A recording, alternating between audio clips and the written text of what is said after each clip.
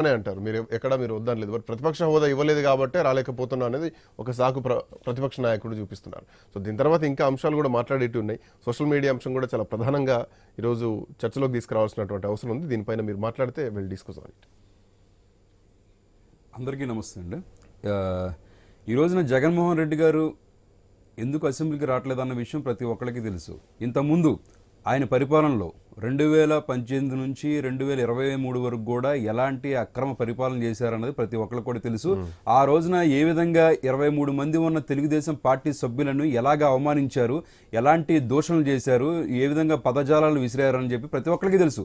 మైకులు ఇవ్వకుండా వాళ్ళని సస్పెండ్ చేయడమే కాకుండా వాళ్ళు ఏదైనా ఒక సబ్జెక్ట్ తీసుకొచ్చి మాట్లాడుతుంటే వాళ్ళకి అవకాశాలు ఇవ్వకుండా ఇలాగ ఎన్ని అవమానాలు చేశారన్నది అందరం చూసాం. సో మళ్ళీ మమ్మల్ని కూడా ఆ విధంగా చేస్తారు. అంటే ఎలా ఉంటుందంటే పచ్చకామెరలోకి లోకమంతా పచ్చగా కనిపించినట్టు ఈ రోజున నేను అప్పుడు అవమానించాను, నేను అప్పుడు వెర్రవేగాను కదా, ఇప్పుడు నన్ను కూడా ఆ విధంగానే చేస్తారని ఒక భయభ్రాంతులతో ఈ రోజున ఒక్క వైసీపీ ఎమ్మెల్యే కూడా అసెంబ్లీకి రాని పరిస్థితి చూస్తున్నాం మనం. సో ఖచ్చితంగా రావాలి. మీది అట్లాంటిది ఏమైనా ప్లాన్ ఉందా వాళ్ళు భయపడడానికి? భయపడ్డాను ప్లాన్ అని చెప్పాను కదా సార్. ఇప్పుడు నేను దుర్మార్గపు ఆలోచనతో ఎదుటివాడిని దూషించాను. సో రేపొద్దున వాడు కూడా నన్ను అలా చేస్తారని చెప్పి నువ్వు ఊహించుకోవచ్చు కదా. అదే ధోరణి చూస్తాం మనం ఇక్కడ. నీకు నిజంగా ధైర్యం ఉంటే, నీకు నిజంగా అక్రమాలు జరుగుతున్నాయని నీకు ఒక అనుమానం ఉంటే నువ్వు ఖచ్చితంగా అసెంబ్లీకి రా. నువ్వు ఒక డివిజన్లో లేదా ఒక అసెంబ్లీ నియోజకవర్గంలో ఇలాంటి ప్రాబ్లమ్స్ అని నువ్వు వెలువెత్తి చెప్పు. ఇంతకుముందు సార్ అంటున్నారు, కారుమంచి రమేష్ గారు అంటున్నారు, ఎంతో ఎవరో ఉమెన్స్ మిస్ అయిపోతున్నారో అది అని చెప్పి. సో నిజంగా మిస్ అవుతున్నారంటే అది చాలా బాధనీకరం అండి. మరి వైఎస్ఆర్సీపీ ప్రభుత్వంలో డీజీపీ గారే మనకి అనౌన్స్ చేశారు, కరెక్ట్గా 26,000 మంది ఉమెన్స్ అంటే 26,000 మంది మహిళలు మిస్ అయ్యారు. దాంట్లో 2019 నుంచి 2022 వరకు మిస్ అయిన వాళ్ళలో కేవలం 23,400 మంది మళ్ళీ వాళ్ళని ఏంటంటే ట్రేస్ చేయగలిగారు. ఇంకా 2,075 మంది దొరకని పరిస్థితి చూస్తున్నాం. అంటే ఆ టైంలో మీ ప్రభుత్వం ఏ విధమైన పరిపాలన చేసింది మనం ప్రతి ఒక్కరు కూడా చూడగలుగుతున్నాం. అంటే ఏంటంటే ఎంతసేపు కూడా వాడిని కేసులో పెట్టి లోపల దొద్దామా, లేకపోతే వీడిని కొడదామా, లేకపోతే వీడిని చంపుదామా, ఇదే ధోరణిలో మీరు వెళ్ళారు సార్. సోషల్ మీడియా కామెంట్లు అంటే ఇక మనం చెప్పకలేదు సార్. ఇప్పుడు రీసెంట్ గా మనకు కూడా వచ్చింది వర్రా రవీంద్ర రెడ్డి అని చెప్పి ఆయన అప్రూవల్ గా మారిపోయి చెప్పాడు ఆయన. సో సజ్జల భార్గవ రెడ్డి గారు ఎప్పుడైతే సోషల్ మీడియాకి సంబంధించి వచ్చారో అప్పటి నుంచి అసభ్యతను మేము పెంచాం, దాని ఒక పాలన పెంచామని చెప్పేసి ఆయన ప్రత్యక్షంగా చెప్తున్నారు. అర్జున్ రెడ్డి కూడా దీంట్లో ఇన్వాల్వ్మెంట్ ఉంది. అర్జున్ రెడ్డి గారు ఎవరు సార్? జగన్మోహన్ రెడ్డి గారి బంధువు కదా. అలాగే వీరారెడ్డి సుమారెడ్డి గారు. అంటే వీళ్ళందరూ కూడా ఏంటంటే ఎదుట వాళ్ళని చెప్పుకోలేని విధంగా తిట్టడాలు కానీ, వాళ్ళని కొట్టడాలు కానీ ఈ విధంగా చేసి ఇక ప్రతిపక్షం అనేది ఉండకూడదు అన్న ఒక నిరంకుశ పరిపాలనకి వాళ్ళు తెరదీశారు సార్. సో ఇలాంటివన్నిటిని కూడా తెలుగుదేశం ప్రభుత్వం కార్యకర్తలు ప్రతి ఒక్కటి కూడా ఎదుర్కొని ఈ రోజున ప్రభుత్వాన్ని స్థాపించారు. కాబట్టి ఈ రోజు మాట్లాడుకున్నామండి మనం అందరం. అరే అమరావతిలో గజం ఎంత, ఆ ఊళ్ళో పొలం ఎంత ఉంది, లేదా గుంటూరులో పొలం ఎంత ఉంది, లేదా వైజాగ్లో ఏ విధంగా పెరిగింది, ఏ కంపెనీ వస్తుంది, పారిశ్రామికంగా 40,000 కోట్లు వస్తున్నాయా, 50,000 ఉద్యోగాలు వస్తున్నాయా, మనం ఇప్పుడు మాట్లాడుకుంటున్నాం సార్. లాస్ట్ 5 years ఏం మాట్లాడుకుంటున్నాం? వాడిని కొట్టాడు, ఈ కేసు ఉంది, ఈ కేసు ఏ శాంక్షన్కి ఏ లాయర్ని పెట్టుకోవాలి. ఏంటి సార్ ఇది? ఈ విధమైన దుర్మార్గ పరిపాలన చేశారు కాబట్టి ఖచ్చితంగా జనాలందరూ కూడా వాడిని ఇంటికి పంపించారు. ఇక్కడ కూడా మనం ఒకటి గుర్తించాలి సార్.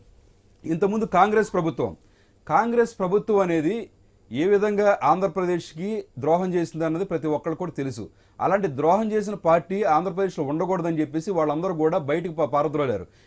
ఈ సినారీలో ఎలాగైతే ఒక ప్రొడక్ట్ అనేది ఒక బ్యాడ్ నేమ్ వచ్చిన తర్వాత దాని కంపెనీ నేమ్ ఎలాగైతే మారుస్తారో ఈ కాంగ్రెస్ ప్రభుత్వంలో ఉన్న ప్రతి ఒక్కళ్ళు కూడా ఏం చేశారంటే వైఎస్ఆర్సీపీకి చంపారు. వైఎస్ఆర్సీపీ అనేది ఏమి కాదు, అక్కడ ఏదైతే కాంగ్రెస్ పార్టీ ఉందో రూపాంతరం చెందుకుందో వైఎస్ఆర్సీపీ పార్టీ.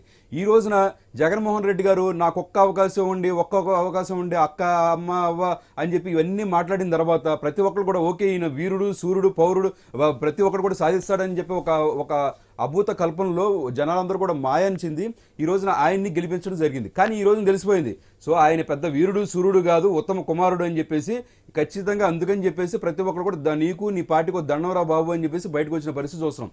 అందుకని ఈ రోజున బట్ కిషోర్ గారు ఇక్కడ చాలా విషయం ఇప్పుడు సరే మీరు చెప్తున్నారు ఇదంతా ఓకే. బట్ ఇప్పుడు ఉన్నటువంటి పరిస్థితి ప్రకారం వర్ర రవీంద్ర వాంగ్మూలం కానీ లేదంటే మిగతా A2 A3 వీళ్ళంతా సజ్జలకు సంబంధించినటువంటి సజ్జల భార్గవ్ కానీ వీళ్ళందరి దగ్గర నుంచి తీసుకున్నటువంటి ఎవరెవరు ఉన్నారు దీని వెనకాల ఒక పెద్ద కుట్రకోణం ఉంది. ఒక 5 ఏళ్ళు చాలా ఘోరంగా చాలా దారుణంగా కామెంట్లు చేసింది, పోస్టులు పెట్టింది, స్పష్టంగా అనిపించింది. కొన్ని వందల సోషల్ మీడియా యాక్టివ్ కోసం వైఎస్ఆర్సీపీ ప్రభుత్వం ఘోరంగా స్క్రీన్ షాట్లు కూడా సేకరించామని చెప్పేసి కూడా ఇప్పటికే పోలీస్ డిపార్ట్మెంట్ నుంచి కూడా చెప్తున్నటువంటి పరిస్థితి కనిపిస్తోంది. ఇదంతా ఒక ఆర్గనైజ్డ్ క్రైమ్ అనేది స్పష్టంగా కనిపిస్తోంది. 100% ఎందుకంటే వాళ్ళు దుర్మార్గాలు ఎలా చేయాలి, ఇదివరకంటే దారి దోపిడీ జరిగి తర్వాత సైబర్ క్రైమ్ జరిగినాయి.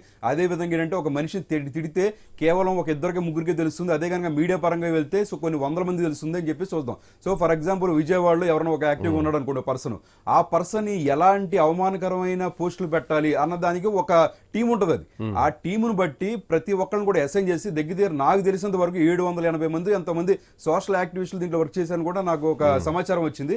అంతేకాకుండా కొన్ని 100 కోట్లు అండి, కొన్ని 100 కోట్ల రూపాయలు దీంట్లో. అంతేకాకుండా వీళ్ళకి ఎమ్మెల్యేలు ఎంపీలు టికెట్లు ఇచ్చేటప్పుడు కూడా సో దీంట్లో ఒక ప్రైజ్ బ్రేకప్ ఉంటుంది.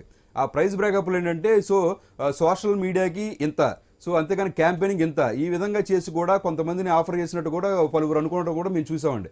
అంటే ఇన్ని 100 కోట్లు ఖర్చు పెట్టి దీన్ని కట్టడి చేయాల్సినటువంటి అవసరం ఈ ప్రభుత్వంలో ఉంది. ఎందుకంటే ఈ ప్రభుత్వం పశుపతి గారు దీని కంటిన్యూషన్ లో మీరు చెప్పండి.